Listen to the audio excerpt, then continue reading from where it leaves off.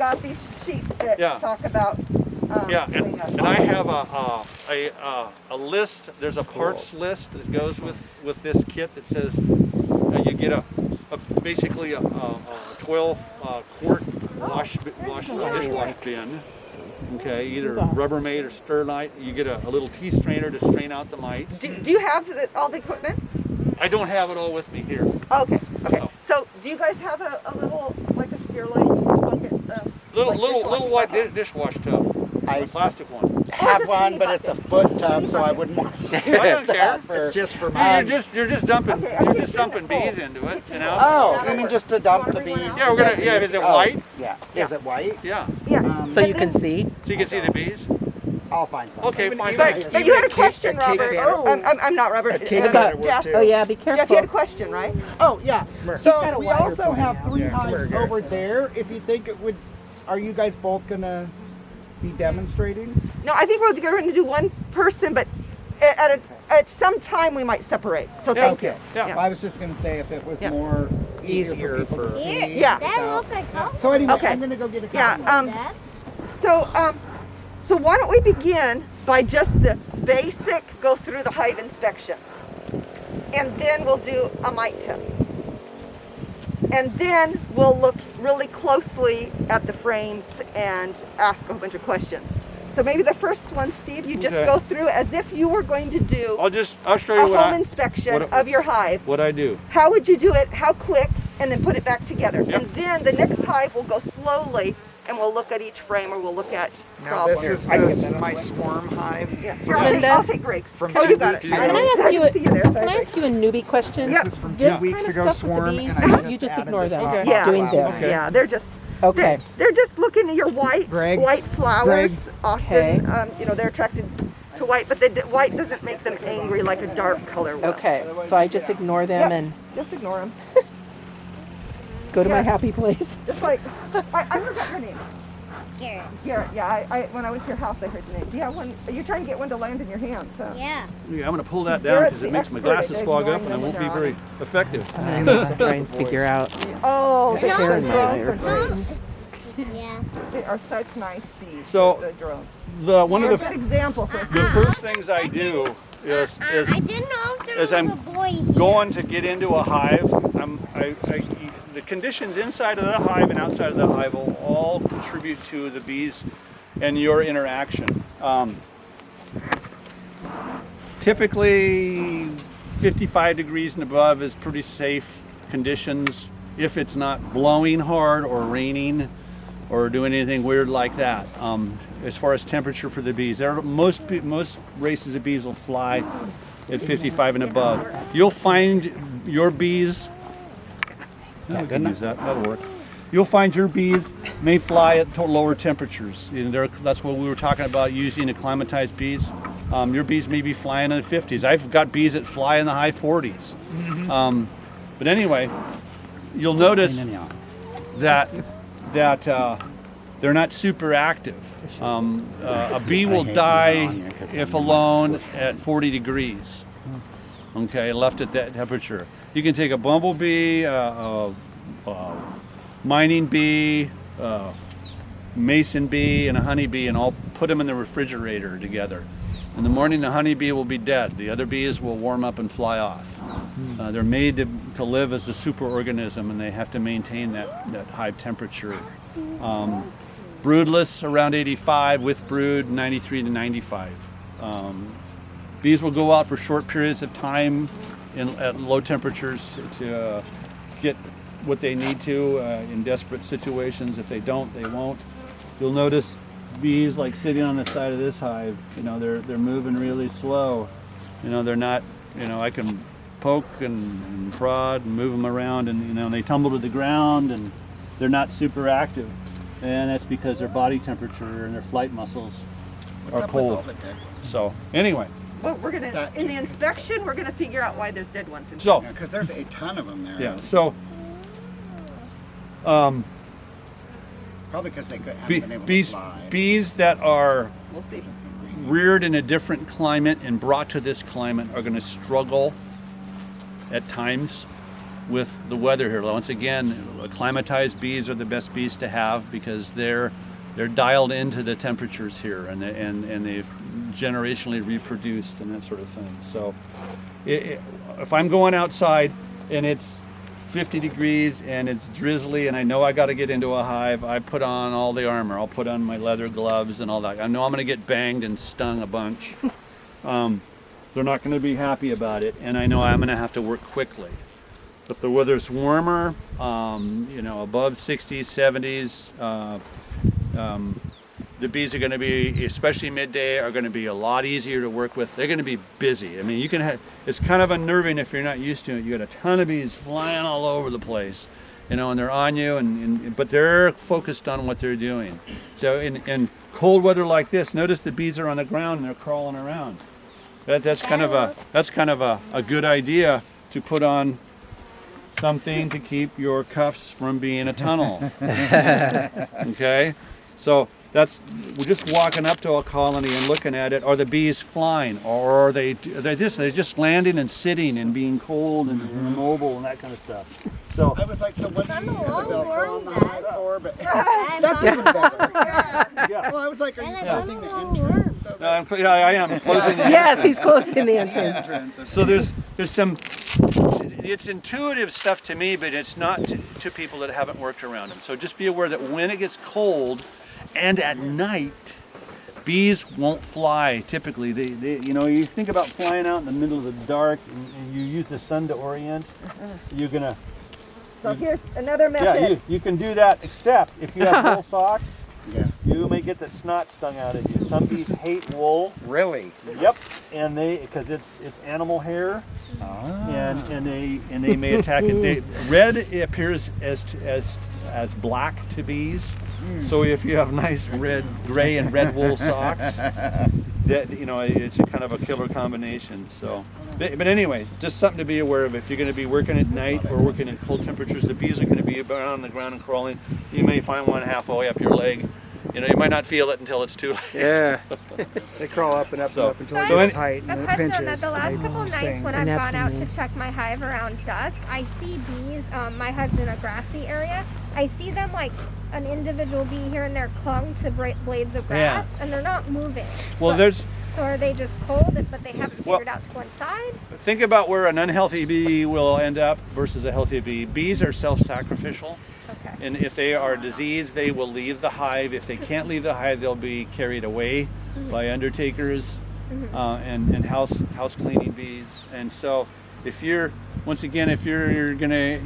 the nights aren't going to get below 40, occasionally you'll find them outside. They may have gotten too cold to make it all the way back with a load, and they may just be sitting there, making it through the night on their own. But if it's 40 or below, they're going to be dead in the morning. Okay. And occasionally bees will take off in nice weather and they'll go out and they'll forage, and all of a sudden they'll get a little weather cell that'll come through, and with hail or whatever, and they'll just get, you'll find a bunch of them dead. They get caught in inopportune situations and weather. So Well, if they're right by the hive, should I help them? yeah, that's what my grandson likes to do. I said they're not in the hive for a reason. Either they're dead or near death. I said if they can't make it in on their own, anybody's that are going to rescue them, including you. Yeah. So Okay. if it's a diseased bee, Yeah. and you're putting it back in the hive. Okay. So, but there's just a tenet that I go by. Let the bees do as much as they can do on their own. You interfere as little as possible, only when necessary. You have husbandry priorities. You may have husbandry goals that you want to reach with your bees. I want to make honey if the conditions will allow, or I want to make queens, or maybe both. So you got to look at all the resources that are available inside the colony and outside of it to see if those goals are attainable and to what degree. So, but the bees, when it comes to disease, if they have the resources they need, if they can get enough plant resins and saps to make propolis and coat and use it inside of the hive as an antibacterial, antibiotic agent, that will get rid of and take care of a lot of disease. If they have adequate and high quality food, that will help them stay healthy. But the factor outside of that, like weather or pesticide sprays or predation, or things that you can't can't deal with. So if you get a ton of dead bees and they're crawling around and squirming at the landing board and outside, they probably got into some spray somewhere. And I've seen that. I had somebody put an insecticide in sugar water and put it out in their yard one time. And I had a bunch of dead bees come back. They basically drank and they were dying while they were flying, and they were just laying in the grass, squirming around. And it wasn't a pesticide. I sent it in, and they go, "What is this?" And then somebody put something in sugar water. They were trying to get rid of yellow jackets. They attracted honeybees too. So. Rotten meat. So anyway, I go up to a colony and I don't stand in front of the entrance, but I look at it and I watch what's going on. I'm looking for guard bees. I'm looking for pollen coming in, possibly. You can tell a guard bee. They get on their hind legs and they'll get the other eggs up like this. They're doing one of these numbers. Anybody that hits a landing board is going to get the what for, and that's what you'll see. Is I can take my hand down here and I can move it back and forth. Here's a guard bee, they're going, okay. That one's But they're more interested in other bees trying to get in there and rob and that sort of thing. Anytime you see dead bees in front of the colony, make note of what they're doing. If they're just laying there, that's one thing, but if they're squirming around and crawling, that's another thing. Pick a few of them up, look at them. Bees that are shiny and greasy in appearance or have deformed wings are an indication that you have got a viral infection in the colony. Okay, those bees may be coming from somewhere else. They may be coming from inside.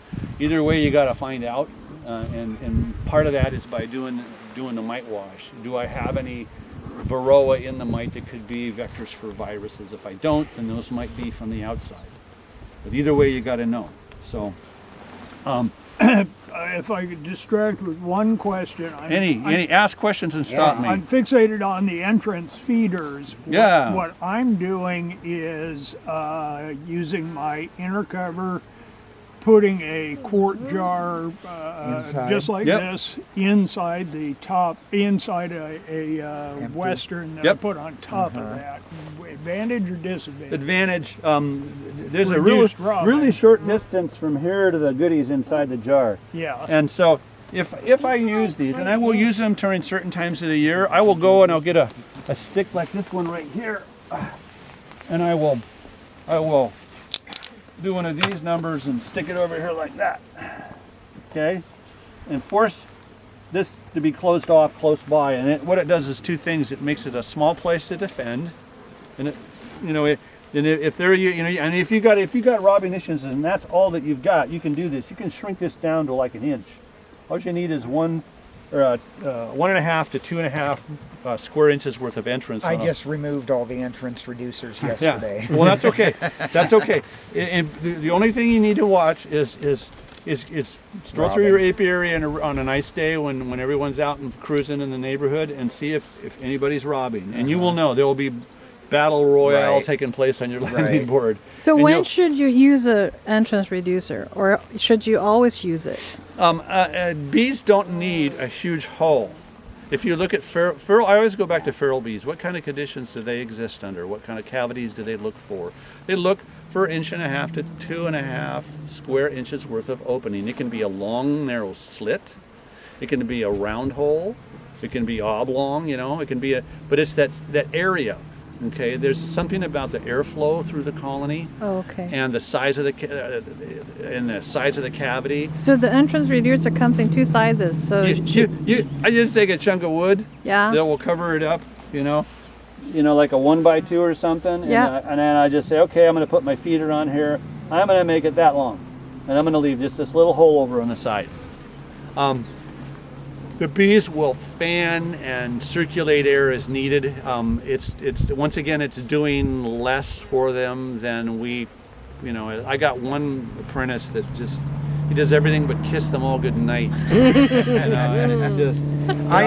He's compassionate and he's a great father, and it's to his bees also almost to death. I removed him for ventilation because he's supposed to get into the 80s next week. Yeah. Now if your bees are, here's another thing to consider. If your bees are exposed to the afternoon sun, the morning sun is great because you're coming out of a cooler night and it warms them up, and it's more time to the floral cycle. Your nectars and pollen are produced during the morning and the afternoon. You know, depends on where you're at and the plants you're talking about. But morning sun's good; it gets them going. But the afternoon sun is what cooks them. Okay, that's when the heat builds through the day. So, if your hives are exposed to afternoon sun, that's something to consider. Do I have enough ventilation for them? How many bees are on my head? So. And can you talk about the difference between like the sugar water and a pollen patty? Oh yeah. And when one's one or the other? carbohydrate, one's protein. They need them both. Okay. Okay. The carbohydrates for metabolic processes, feeding, running around, whatever you want to do, and for making wax. Okay. Do you And- want to give it that all the time? Just to have it all the time? Well, what do the feral bees need? The wild bees. All the time. They get it when they need it. Okay. Bees are hoarding insects. They will store it as honey, and they'll store it as pollen as bee bread. And they do that to make it through the dearths, you know, the lack of availability of those resources. They'll store a lot of pollen up in the late summer, and they turn it into bee bread so it's preserved, it doesn't spoil. And then they will use it when they start rearing brood in the late winter into spring, okay, when there's maybe not a lot of pollen available. That's their stored reserve of protein, along with the protein in their bodies, the fat bodies. But the honey's the same way. They will store it. It's always good to have a little bit of extra in a colony, because if there's some stretch of bad weather, they've got that there to rely on, and then when the weather clears up, they can go out and gather more and bring it in. Bees will always eat fresh pollen first that they gather, stored pollen second, and then Whatever you feed you them. can give them a pollen substitute, and that's the pollen patty. Good variety of fresh pollen really helps the health of your bees. You can't replace it. I mean, they'll eat a substitute if they don't have anything else available, but given the choice, they'll always go for that fresh pollen. So if you see them coming in with just a ton of pollen, there's no Yay. reason to give them anything. Yeah. Okay. Well, you can do this test. When you see them doing that, whack a little piece of that pollen patty off and just stick it on top of the brood nest. And then write in your notebook, oh, today they were bringing in buku pollen, you know, it's 53 varieties. And I put a quarter piece of patty on top. And then you get in there in a week and see if they've even touched it. And the chances are they probably won't even touch it if they've got all that good stuff. So, but anyway, that's, and when do I feed pollen? Well, they need pollen especially when they are rearing brood. When they're, it's kind of, think of mothers, okay? You need a lot of protein, through a pregnancy, and you also need to feed that child. So that protein is really important. And that's what they're doing, is they're using that pollen as a protein source. The nurse bees will eat it, and then they will produce secretions from their mandibular and hypopharyngeal glands that are used as a protein feed. That creamy, white, milky, yogurty looking substance in the bottom of a cell where you see a larva, they're usually swimming in it. That's what that is. It's a protein feed.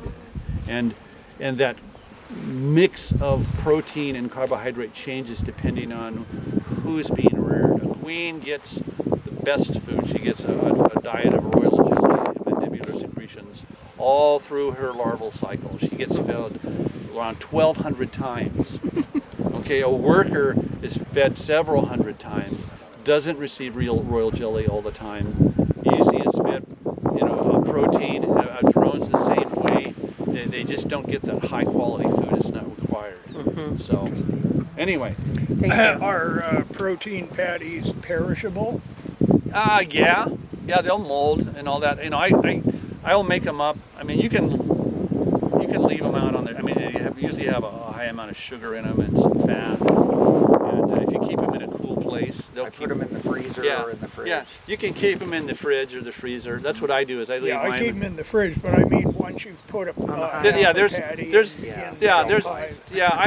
in the patty's not gone within a couple of weeks, I usually get rid of it because it'll dry out and get hard yeah, it's well, and the thing is it's also an attractant to pests.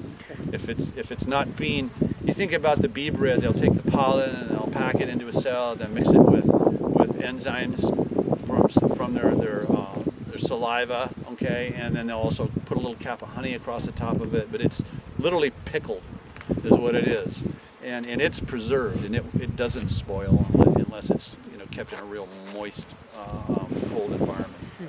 So, anyway, looking at the outside, what are the bees doing? What's the temperature outside? Before I even get close to the hive, do I need to suit up? Do I need my smoker on? Have I been in this hive before? Are they nasty bees or are they mellow bees? Part of them being nasty is just the way they're created. If you get into them at dusk, they are going to be defensive. The nighttime is not a time to get into a colony unless you have to. And you can do it, you just got to be ready for what's going to happen. Be quick. And it varies from I've got colonies I can open up at night and they don't fight. I mean, they just don't. I got other ones that hear me coming and are at the door waiting. They hear footsteps as you approach. You can see them. They're coming out in waves. And These girls are not. But anyway, part of that you cannot change. Part of it you can. Part of it you can change by the way that you handle them, approach them. And it's just knowing what you're looking at and knowing what you're doing. Light clothing, slow movements, being aware that when you open up the brood nest, on the edges of the brood nest, around the edges, typically where foragers and guard bees will be. If you think of cracking open the box, it doesn't no good to be in the middle of the brood nest. They want to be on the edges where the defense needs to take place. So if you look into the colony when you open it up and you see all these little faces with the antennas going like that and the front feet out, and they're all just like a ring of attention at you, you best to puff them with a little bit of smoke. The nurse bees in the middle, they could care less. That's not their job. They're not going to battle with you in the brood nest, okay? But and if you're looking for the queen or want to inspect the brood nest slowly and carefully, it's best not to smoke it, okay? Just what you're doing with the smoke is you're getting the attention away from you and causing them to change their behavior. If you can get them to turn their backs on you and not look at you, that's all you need to do. And don't over smoke. Don't get into a colony that you're not really sure about without smoke, because you may have to start it up and deal with that. I don't use leather gloves because I've found they take away my sensitivity towards the bees. I get stung and occasionally when I miscalculate, but you should be able to work your bees this is barehanded. The only reason I have the gloves on is I don't have to clean up afterwards. And if I get in somebody else's hive and I can, and it might be disease, I can take these gloves off and deal with them. They're tidy, but they can sting right through these just like they're not there. So, but anyway, look at the front entrance. Look at what the bees are doing. Always take off. Now this one got stuck. That wasn't fun, was it? Get back in there where you can do some good. But anyway, are the bees moving very fast? No. So we're not going to have this hive open very long because the air temperature is starting just to warm up a little bit now. But they're moving really slow. And what I like to do is I like to flip the cover over and use it to set things on. Okay. You can tip them up on their ends, you can lay them on that. There's different ways of doing it. If you open it and there's like a ton of them on the top of the inside cover, does that mean anything? Well, anytime once I open up the colony, I'm always looking for the queen. You'll find her on the inner cover, you'll find her on the sides. Okay. You can find her anywhere. If you haven't smoked the colony to get into them, Or people. then like you most likely will find her in the brood nest, okay? But if like this guy's really active, she's come from the inside. So Steve, Her flight muscles aren't all cranked out, so she can fly. I So anyway. noticed